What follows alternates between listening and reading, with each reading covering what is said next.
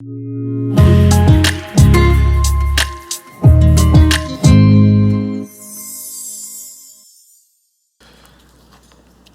ce matin, on va continuer notre série envoyée dans le livre des Actes. Et une réalité que je pense que la plupart d'entre nous on vit, en tout cas moi je peux m'identifier à ça, c'est que c'est pas toujours facile de vivre dans un monde qui majoritairement ne croit pas en Dieu. Ne professe pas Jésus-Christ comme étant le maître, le roi qui règne sur l'univers. On peut rencontrer dans notre vie plusieurs difficultés ou découragements, des fois peut-être des craintes, peut-être même des fois ça peut être, on peut avoir peur ou être craintif de devoir se prononcer sur un sujet. Je me souviens quand j'étais au cégep, puis on avait des cours de philosophie, puis là, je devais prendre position sur des enjeux qu'on allait discuter, puis je savais qu'il y avait des chances que dans ma classe, j'allais être un des seuls qui allait avoir une conviction assez ferme, assez arrêtée, puis qui va être différente de ce que les autres croient. C'est pas toujours facile. Je dirais que dans la vie, souvent, on peut vivre l'angoisse de vivre dans un monde qui ne reconnaît pas Dieu comme le roi qui règne sur toutes choses. On peut vivre l'angoisse de croire dans quelque chose, mais de voir que ça ne se passe pas comme ça. Et même parfois, c'est pas comment les autres agissent envers nous ou comment ce à quoi le monde croit, mais parfois, ça va être juste du découragement de dire « Hey, Dieu, est-ce que tu agis? Est-ce que tu es en train de travailler dans ma vie? Est-ce que tu es en train de travailler dans la vie de mes enfants? Est-ce que tu es en train de travailler dans le monde en ce moment? Est-ce que tu es là? » Beaucoup de personnes croyantes, non croyantes, vont poser à un moment donné dans leur vie à Dieu « Hey, est-ce que tu es là? Est-ce que tu agis? » Parce qu'il me semble que ce que je voudrais ou ce que je vois comme étant un monde que j'aimerais qu'il soit parfait, où tout le monde s'aime, où il n'y a pas de conflit, où il n'y a pas de division. J'aimerais ça goûter à ça parfois, puis on peut être comme plusieurs semaines, plusieurs mois parfois sans vivre ça, sans goûter ça. Il y a une réelle angoisse qui peut se présenter quand ma façon de voir le monde puis la façon dont ça se déroule est différente. On vit dans un monde qui est sceptique. Quand on parle de religion ou de l'au-delà ou de Dieu, les gens ne croient plus. Ils sont sceptiques aujourd'hui, en général. On vit dans un monde qui est matérialiste et qui n'apporte pas beaucoup d'intérêt aux réalités spirituelles. Et on le voit de plusieurs façons. On vit dans un monde où ça devient difficile de pouvoir exprimer sa foi dans les lieux publics. On vit dans un monde qui accepte beaucoup plus la diversité, donc qui peut avoir plusieurs vérités, que ta vérité c'est la bonne, la diversité de religion, mais beaucoup moins le fait qu'il pourrait avoir seulement qu'une vérité. Et ça peut être difficile de savoir comment est-ce que je navigue dans ce monde. Parfois, on peut être découragé, comme j'ai dit. Peut-être on peut, des fois, avoir le goût d'abandonner. De juste dire, ah non, moi j'ai fini avec ce monde-là, je vais faire mes affaires, j'ai mes quelques amis avec qui je peux parler de Dieu, je vais aller à l'église le dimanche, mais j'ai le goût d'abandonner. On peut avoir toutes sortes de sentiments. Ça m'arrive parfois de regarder, il y a quelques mois, un moment donné, je me suis surpris, je regardais par la fenêtre, puis je voyais juste ma rue, puis des maisons, mais je regardais par la fenêtre, puis là, j'ai dit, Seigneur, est-ce que tu vas encore te révéler à des gens aujourd'hui? Est-ce que tu vas encore sauver des personnes? Est-ce qu'il y a encore des gens qui vont t'appeler leur sauveur, leur roi aujourd'hui? On vit toutes sortes de périodes de découragement, de questionnement comme ça. Et on est ici dans la série Envoyés. Et si on ne fait pas attention, on peut lire le livre des Actes, puis puis se décourager encore plus parce qu'on pourrait comme faire une lecture du livre des Actes puis dire « Hey, eux autres, ils avaient l'affaire, il y avait plein de monde qui se convertissait, 3 000 là, 5 000 là, il y avait du monde, l'Église grandissait, croissant en nombre, il y avait de plus en plus de territoires qui étaient atteints pour l'Évangile et il y avait vraiment un impact incroyable. »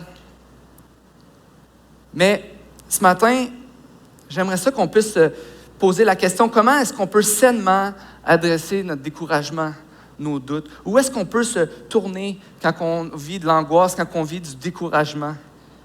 Où est notre espoir? Comment est-ce qu'on peut vraiment trouver de la joie alors que la situation, nos circonstances sont difficiles? Ce matin, on va voir peut-être une des histoires les plus déterminantes du livre des Actes, parce que c'est alors que Saul, le pharisien qui voulait persécuter l'Église, qui voulait détruire l'Église en fait, qui voulait rien savoir de ceux qui enseignaient ce nouvel enseignement de Jésus-Christ qui est mort puis qui est ressuscité pour le pardon des péchés, il voulait arrêter toutes ces personnes-là. Saul était présent à l'exécution d'Étienne, le premier martyr. Saul était un pharisien qui était zélé pour éteindre le christianisme. Mais on va voir que Saul, le persécuteur, est devenu un des plus grands promoteurs de la foi chrétienne dans toute l'histoire. Et Dieu va l'utiliser pour faire connaître son nom partout dans le monde, dans les nations. Et j'aimerais ça juste, on va lire ensemble dans le livre des Actes, Acte 9. Et ce matin, on va lire ensemble le récit de la conversion de Saul. Puis là, il ne faut pas m'en vouloir, peut-être je vais dire Saul, peut-être je vais dire Paul, mais c'est que Saul est devenu Paul. Et Paul, l'apôtre Paul, qui a écrit plusieurs lettres dans le Nouveau Testament, donc c'est la même personne, je ne me trompe pas. Mais à ce moment-là, il s'appelle Saul. Et je vais juste lire les 2 premiers versets. « Quant à Saul, il respirait toujours la menace et le meurtre contre les disciples du Seigneur. Il se rendit chez le grand prêtre et lui demanda des lettres pour les synagogues de Damas afin de pouvoir arrêter et amener à Jérusalem les partisans de cet enseignement qu'il trouverait hommes ou femmes. » Donc, ce qui s'est passé, c'est que l'Église de Jérusalem a vécu de la persécution. Et suite à cette persécution-là, beaucoup de chrétiens sont allés à d'autres villes, à d'autres endroits. Il y a eu une dispersion de l'Église, mais l'Église elle a comme agrandi avec cette persécution-là. Et là, Saul se dit, OK, moi, je vais aller dans ces synagogues-là, je vais aller dans ces villes-là et je vais ramener ces personnes-là à Jérusalem pour qu'on puisse les arrêter, pour qu'on puisse les juger. Mais on voit ici Saul, un homme convaincu. En fait, si on est honnête, Saul aimait vraiment Dieu. Dans un sens, Saul, c'était un pharisien, il voulait vraiment que les gens puissent honorer et suivre Dieu selon sa compréhension de Dieu, selon ses croyances. Et en fait, c'est ses croyances qui le poussaient à agir de cette manière-là, parce qu'il croyait fermement que les chrétiens propageait une fausse doctrine qui éloignerait, qui empêchait les gens de connaître et de voir le seul vrai Dieu et de suivre le seul vrai Dieu selon sa compréhension de comment on devait suivre Dieu. Mais sa façon de voir les choses le pousse à la haine, le pousse à la destruction. Saul avait vu Étienne raconter l'histoire de l'Évangile et comment est-ce que Jésus avait transformé sa vie.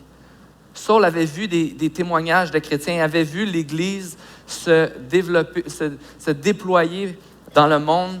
Et jusqu'à ce point-là, sa façon de voir Dieu, sa croyance en Dieu, son incrédulité, en fait, l'empêchait de voir qui Dieu était vraiment et ce qu'il avait fait par son Fils Jésus.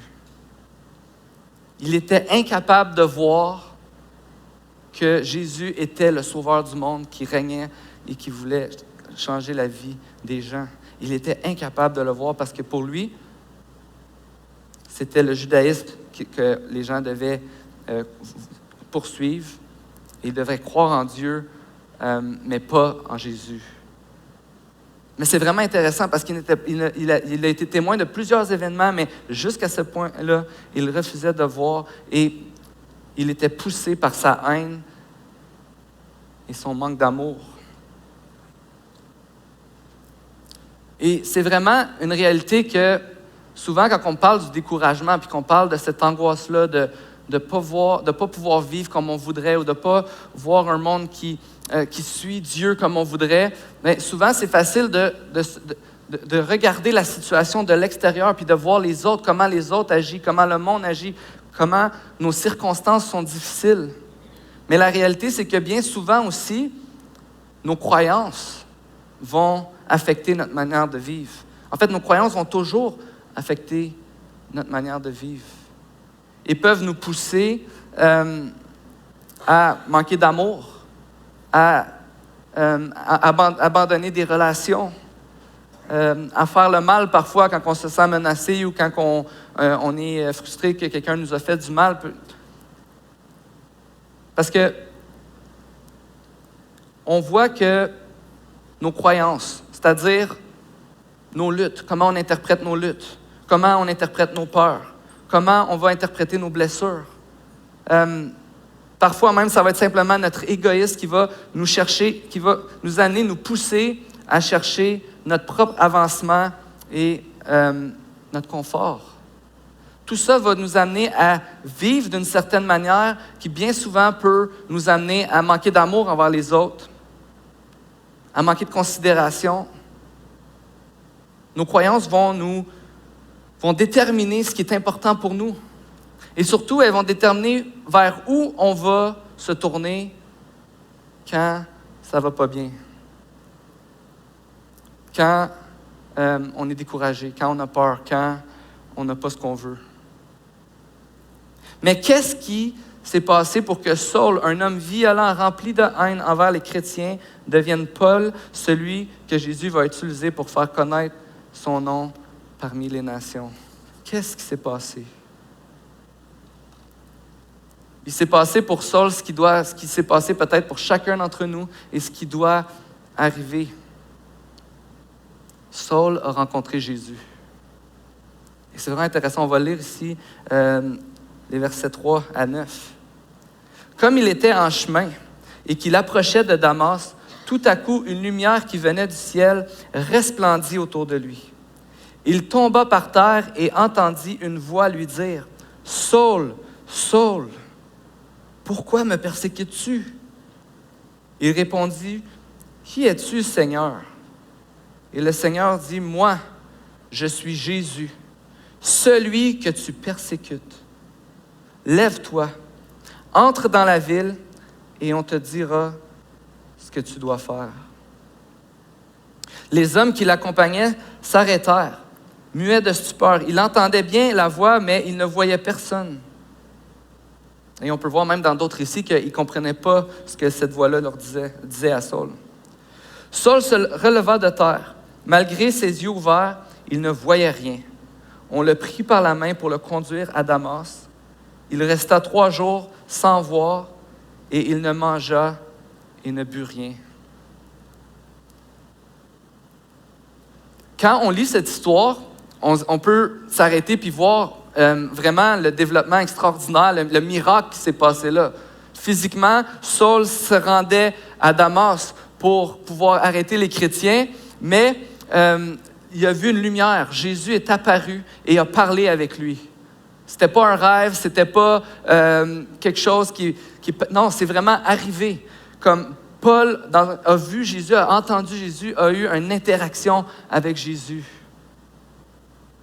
Mais bien que cette histoire-là, elle est extraordinaire puis elle est différente, on ne peut pas dire que c'est arrivé à tous les croyants dans l'histoire de l'humanité, que ce soit passé comme ça, mais la réalité, c'est que chacun d'entre nous, si on confesse que Jésus-Christ est notre sauveur aujourd'hui, que Jésus est notre maître aujourd'hui, qui règne dans nos vies puis qui règne sur le monde, c'est parce qu'on a rencontré Jésus. Et que Jésus a eu un impact puissant dans nos vies. Jésus a transformé nos vies. L'espoir qu'on a dans un monde de découragement, qui peut nous décourager, dans un monde qui ne pense pas comme on pense. Parfois, quand on est découragé, peut-être que ça fait 20 ans que tu pries pour qu'un membre de ta famille ou un ami puisse connaître Jésus. Peut-être que tu pries constamment pour que tes collègues puissent s'intéresser à l'Évangile, pour que les gens autour de toi puissent voir à quel point Jésus les aime et t'es découragé. Mais encore aujourd'hui, le seul espoir pour toi, pour moi, puis pour toutes ces personnes-là, c'est de rencontrer Jésus. Une des questions que je me suis posée quand j'ai lu le récit de Paul, c'est qu'est-ce qui s'est passé? Qu'est-ce qui s'est passé pour qu'un homme aussi violent devienne d'un instant à l'autre un homme d'une grande amour, d'une grande compassion et qui veut partager ce qu'il a vécu au monde entier? Il y a juste une chose qui s'est passée. Jésus s'est passé. Parce que quand Jésus passe par là, c'est le seul moyen que ça peut se passer. Quand Jésus passe dans nos vies, c'est le seul moyen que nos vies peuvent être transformées. Quand Jésus passe dans la vie de quelqu'un, c'est le seul moyen que cette personne-là peut être transformée. Quand Jésus passe dans ta vie, c'est le seul moyen qui peut détruire le péché dans ta vie, qui peut défaire tes craintes, qui peut guérir tes blessures. Il y a seulement Jésus qui peut faire ça. Et l'histoire de l'humanité, c'est qu'on passe notre temps à essayer, par nos propres forces, de goûter à la joie, de goûter à l'espoir, de goûter à l'amour, de goûter à une vie remplie d'espoir et savoir où est-ce qu'on s'en va. On essaie par nos propres forces, mais c'est seulement quand on rencontre Jésus qu'on peut réellement vivre cette espérance-là et cette joie-là.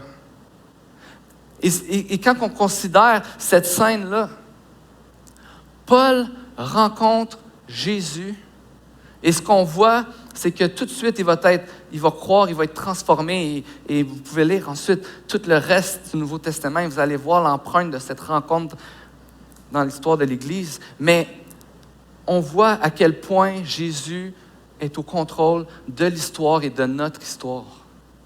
Jésus avait un plan. Il voulait faire connaître son nom parmi les nations. Il voulait que les gens, les non-juifs, puissent connaître l'Évangile, puissent connaître que Jésus était mort et ressuscité pour le pardon de leurs péchés. Et il avait choisi Paul. Et à ce moment-là, Saul est transformé. Je me souviens, j'étais un jeune homme de 13-14 ans et j'avais l'impression d'avoir, en ayant grandi dans l'Église, que je pouvais décider le moment où j'allais choisir de vivre pour Jésus. Dans le sens que je peux vivre ma vie, faire mes affaires avec mes amis, pas trop écouter ce qu'on me dit à l'Église, mais un jour, je vais me mettre en règle puis je vais revenir à l'Église puis ça va bien aller. Je commençais à penser comme ça. Puis, je vous le dis, le moment où j'ai rencontré Jésus dans ma détresse puis que je me suis adressé à lui, j'ai eu cette image-là. Peut-être que Dieu voulait me montrer cette image que je ne suis pas si au contrôle de ça. Mais j'ai eu cette image de Jésus qui faisait juste comme moi. C'était moi qui courait puis qui faisait ce qu'il voulait puis qui avait l'impression qu'il pouvait revenir à la maison quand il voulait. Mais j'ai eu cette image du bras de Dieu qui est venu me chercher là où j'étais puis qui m'a ramené à la maison. Parce que j'ai rencontré Jésus cette journée-là. Jésus est au contrôle de l'histoire et de notre histoire. Jésus est tout-puissant. Paul s'adresse à celui qui vient de ressusciter des morts. À celui qu'on a voulu crucifier, qu'on a voulu taire. Et ensuite, il est ressuscité. Ses disciples l'ont vu et l'Église à Jérusalem a commencé. Et on entend parler à ce moment-là de l'Évangile partout. Et il y a plein de monde, de toutes sortes de façons, qui essaient de taire le message des chrétiens, qui essaient de taire ce qu'on appelait cette secte, cet enseignement. Mais ici, Paul rencontre Jésus ressuscité, celui qui devait être mort. celui qu'on essaie d'éteindre. Paul rencontre un Jésus qui est rempli d'amour et de compassion. C'est vraiment intéressant que la question que Jésus va poser à Paul, c'est « Saul, pourquoi me persécutes-tu? Pourquoi me persécutes-tu? » Jésus s'identifie à son Église, à ses enfants. Jésus s'identifie à tes souffrances, à tes difficultés, à tes doutes. Quand quelqu'un te fait du mal, c'est à Jésus qui fait du mal. On n'est jamais seul dans notre souffrance, dans nos difficultés. Jésus nous aime tellement qu'il s'identifie à nous. Il est notre Père, on fait partie de sa famille, on est un corps. L'Église, on est un ensemble dont Jésus est à la tête et Jésus s'identifie constamment à nous. Jésus est rempli d'amour pour son Église. Parfois, peut-être que tu peux penser que parce que tu souffres, parce que tu vis des difficultés, parce que la situation dans laquelle tu vis, elle est extrêmement difficile. Des fois, c'est naturel, on vit ça. Tu peux penser, hey, peut-être que Dieu, tu m'as abandonné. Peut-être que tu es allé aider quelqu'un d'autre, puis là, moi, je suis toute seule en ce moment. Mais la vérité qu'on voit à maintes et maintes reprises dans la parole, c'est que Dieu est toujours avec nous et Dieu s'identifie à nos souffrances et il est avec nous. Jésus est triste parce que Paul le persécute, donc à cause qu'il persécute son Église. Jésus est rempli d'amour pour son Église. Jésus est rempli de compassion pour l'humanité. Le plan de Dieu pour l'humanité, c'est de se faire connaître. Et malgré que Saul est un homme rempli de haine, rempli de colère, rempli de violence, Jésus le regarde avec compassion et il est prêt à le pardonner, à le transformer et à l'utiliser pour qu'il puisse devenir celui qui va partager le message de l'Évangile partout dans le monde. C'est vraiment encourageant quand je vois cette histoire de voir à quel point, Dieu est au contrôle, Dieu est tout-puissant. Dans toutes les circonstances, Dieu transforme. Dieu est dans cette entreprise de transformer des vies et de se faire connaître. Parfois, peut-être que toi, tu regardes ta vie et tu dis, en ce moment, je ne pense pas que je suis digne d'être dans la présence de Dieu. Je ne pense pas que Dieu voudrait me voir, Dieu voudrait me regarder. Il faudrait que je devienne un petit peu meilleur avant de pouvoir aller dans la présence de Dieu. Je vais me donner un peu de temps ou je vais me donner un petit peu de solitude ou un petit peu de... Mais ce qu'on voit, c'est qu'ici, Jésus va directement voir l'ennemi numéro 1 des chrétiens, puis il lui demande dans toute sa compassion qu'il peut le transformer. Parce que la grâce de Dieu était disponible pour Saul aussi. Et la grâce de Dieu, ce pardon immérité de Dieu, mais Dieu est prêt à te le donner maintenant, tout de suite, du moment que tu rencontres Jésus.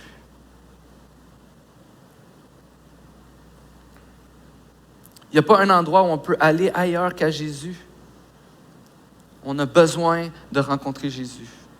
Quand on doute, quand on a peur, quand on est découragé. Ce qu'on a besoin, plus que toute autre chose, c'est de voir la puissance, la compassion et la souveraineté de Dieu. Jésus est au contrôle.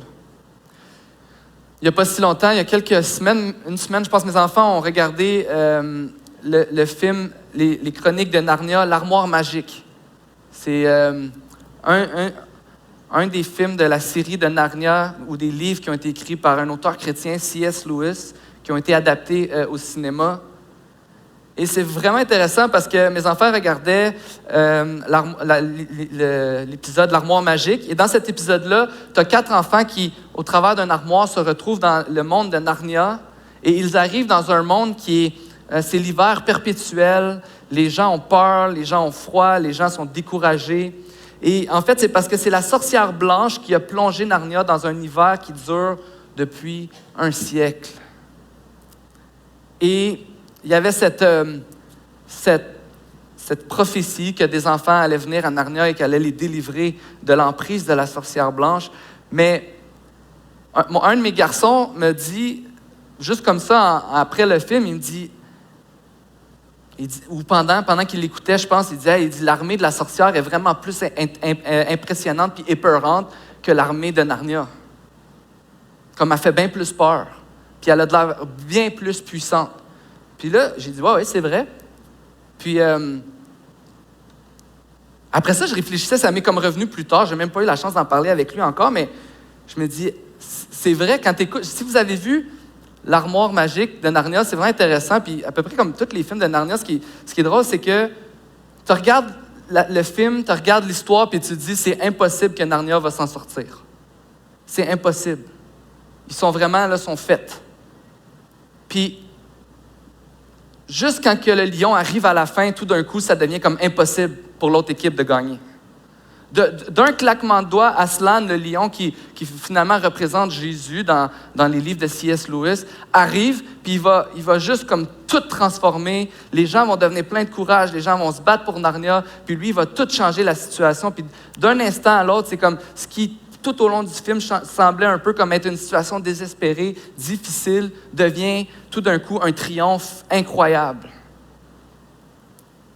Et je pensais à mon fils qui me dit hey, « l'armée de la reine a de l'air bien plus forte puis bien plus épeurante que l'armée de Narnia. » Puis je me dis combien de fois dans nos vies on sent que tout ce qui nous entoure est bien plus effrayant puis beaucoup plus puissant puis beaucoup plus important que la puissance, la compassion puis la souveraineté de Jésus dans nos vies. Combien de fois est-ce qu'on voit le découragement, on voit l'hiver, on voit la tristesse, on voit la peur, mais on ne voit pas le fait que Dieu est au contrôle et que Dieu va triompher. Mais c'est ce que Jésus a fait et c'est ce que Jésus veut faire dans ta vie. Quand on rencontre Jésus, notre vie peut être transformée. Et c'est ce qui s'est passé dans le cas de Saul. Ici, on peut continuer la lecture au verset 10. « Or, il y avait à Damas un disciple du nom d'Ananias. Le Seigneur lui dit dans une vision, « Ananias. » Il répondit, « Me voici, Seigneur. » Le Seigneur lui dit, « Alors lève-toi, va dans la rue qu'on appelle la droite et dans la maison de Judas. Demande un dénommé Saul de Tarse. » En effet, il prit et il a vu une vision. En vision, un homme appelé Ananias entrer et poser les mains sur lui afin qu'il retrouve la vue. Ananias répondit, « Seigneur, j'ai appris de beaucoup tout le mal que cet homme a fait à tes saints à Jérusalem. Et ici, il a plein pouvoir de la part des chefs, des prêtres, pour arrêter tous ceux qui font appel à toi. » Donc Ananias avait peur, là. Il dit, « Tu parles-tu vraiment de Saul, le persécuteur? Saul qui veut venir arrêter tout le monde ici? Tu es sûr que tu veux que j'aille le voir lui? » Mais le Seigneur lui dit, « Vas-y, car cet homme est un instrument que j'ai choisi pour faire connaître mon nom aux non-juifs, aux rois et aux Israélites. Je lui montrerai tout ce qu'il doit souffrir pour moi. » Ananias partit. Une fois entré dans la maison, il posa les mains sur Saul en disant, « Saul, mon frère, le Seigneur, le Jésus qui t'est apparu sur le chemin par lequel tu venais m'a envoyé pour que tu retrouves la vue et que tu sois rempli du Saint-Esprit. » Aussitôt, il tomba comme des écailles de ses yeux et il retrouva la vue. Il se leva et fut baptisé. Après avoir pris de la nourriture, il retrouva des forces. Il resta quelques jours avec les disciples qui étaient à Damas. Donc, Paul a rencontré Jésus et ce qu'on voit, c'est qu'il a été transformé par Jésus. Et ça, c'est la conséquence de rencontrer Jésus. C'est le résultat de rencontrer Jésus. Quand on rencontre Jésus, on est transformé par Jésus. L'homme qui était fort, décidé, certain de son opinion, convaincu de ce qu'il devait faire, est devenu faible, brisé, aveugle. Il ne voyait plus rien. Il avait besoin qu'on le prenne par la main pour qu'il puisse rentrer dans Damas et on a dû s'occuper de lui. Mais ce qu'on voit du récit, c'est que Saul a été transformé par Jésus. Il était à l'écoute. Il était disposé à entendre ce qu'on avait à lui dire. à propos de Jésus. Voyez, quand on rencontre Jésus, on est disposé à être transformé. On est disposé à lui remettre nos fardeaux, lui remettre nos luttes. Quand on a des péchés dans nos vies qu'on veut adresser, la seule façon de pouvoir vraiment vivre la repentance, c'est-à-dire de changer d'attitude, de pouvoir vivre comme Jésus veut qu'on vive, c'est d'être transformé par Jésus. Et on voit 3 éléments ici qui peuvent nous aider dans nos propres vies à réaliser qu'on est en train de vivre une réelle repentance. Tout d'abord, 3 éléments, c'est la tristesse, l'humilité et l'obéissance. Quand on regarde l'histoire de Saul, quand on va voir ce qu'il fait, on va voir que Saul a reconnu qu'il était coupable, a reconnu qu'il persécutait l'Église de Jésus, le Jésus qui est devenu son sauveur. Paul a vu son péché et il a vécu de la tristesse. Il s'est humilié, il s'est mis à sa place. Il n'a pas essayé de vouloir prendre par ses propres moyens, par ses propres forces, de faire le travail à la place de Dieu, celui qu'il pensait être le travail qu'il avait à faire, mais il était à l'écoute de ce que Dieu avait à lui dire. Il était à l'écoute de ce que Dieu avait pour lui. Et le résultat de ça, c'est que Saul a obéi. Quelqu'un a dit, peut-être que vous connaissez pas Billy Graham, mais Billy Graham est un évangéliste qui, pendant plusieurs décennies, qui partageait le message de l'Évangile, qui était très connu aux États-Unis. Mais je faisais de la lecture cette semaine, puis je suis tombé sur une citation de quelqu'un qui a dit « Le prochain Billy Graham est peut-être sous en ce moment ». C.S. Lewis lui-même, qui a écrit les Chroniques de Narnia, a écrit un livre en parlant de sa propre conversion. Puis le nom de son livre, c'est qu'il a été surpris par la joie.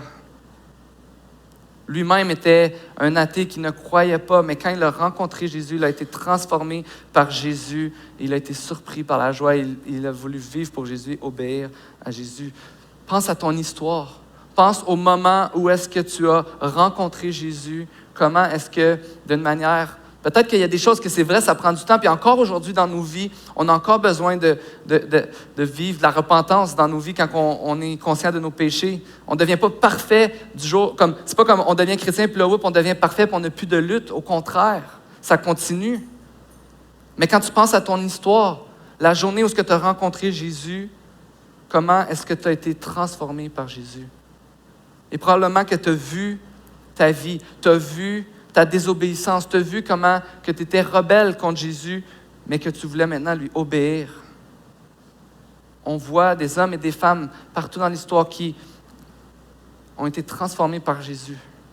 Et ce qu'on voit, c'est justement cette réalité-là où on vit de la tristesse pour le péché qu'on a commis.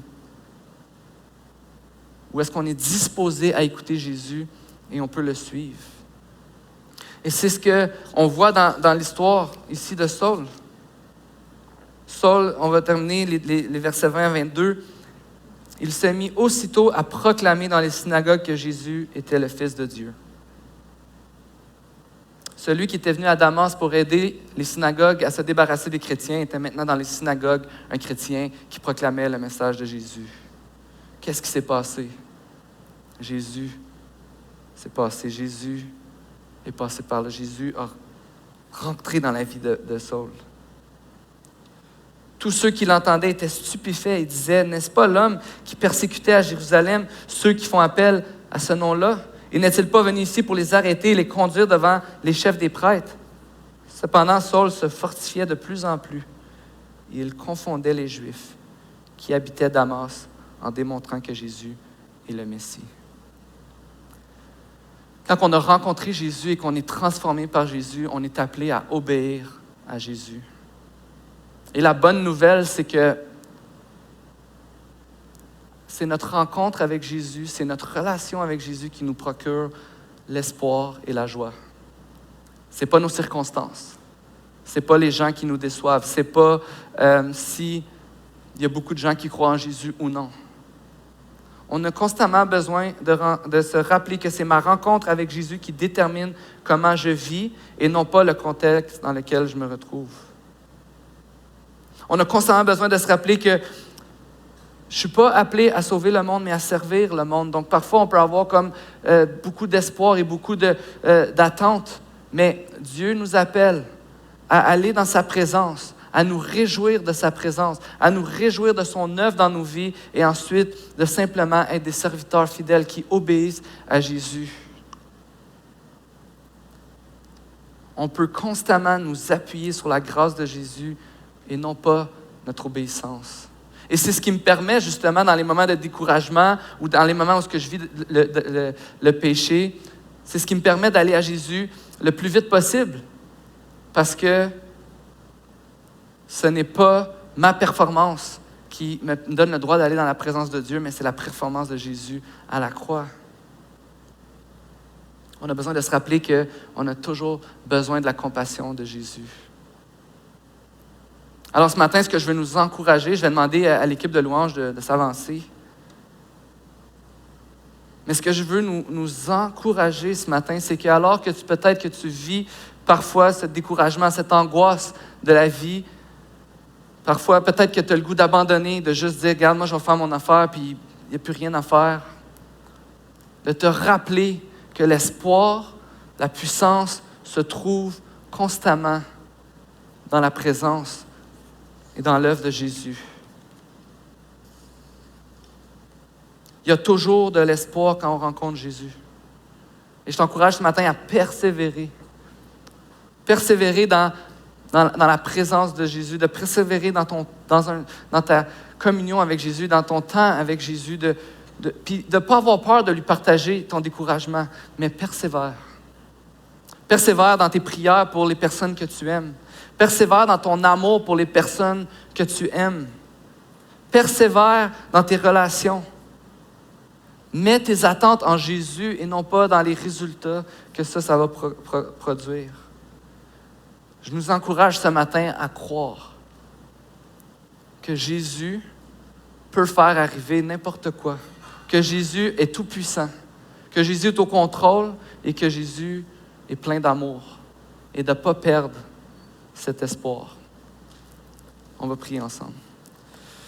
Seigneur, merci pour ce temps qu'on passe ensemble ce matin. Merci parce que tu nous rappelles à quel point tu es encore présent et que tu agis dans nos vies. Je te prie que ça puisse nous procurer de la joie, que ça puisse nous procurer justement de l'espoir. Et merci d'être avec nous, de ne pas nous abandonner. Merci d'entendre et d'écouter nos prières. Merci de nous écouter, Seigneur. Peu importe ce qu'on a à te dire, tu es à l'écoute. Merci de nous accueillir parce que tu es prêt à nous accueillir tels que nous sommes. Merci de nous donner de la patience et de nous donner de l'encouragement pour continuer à persévérer dans nos relations. Merci parce que toi, tu ne nous as pas abandonnés et tu continues à ne pas nous abandonner. Merci parce qu'il est encore possible de rencontrer Jésus aujourd'hui pour chacun d'entre nous. On veut t'adorer, toi, le seul vrai Dieu. C'est dans ton nom qu'on te prie, Jésus. Amen.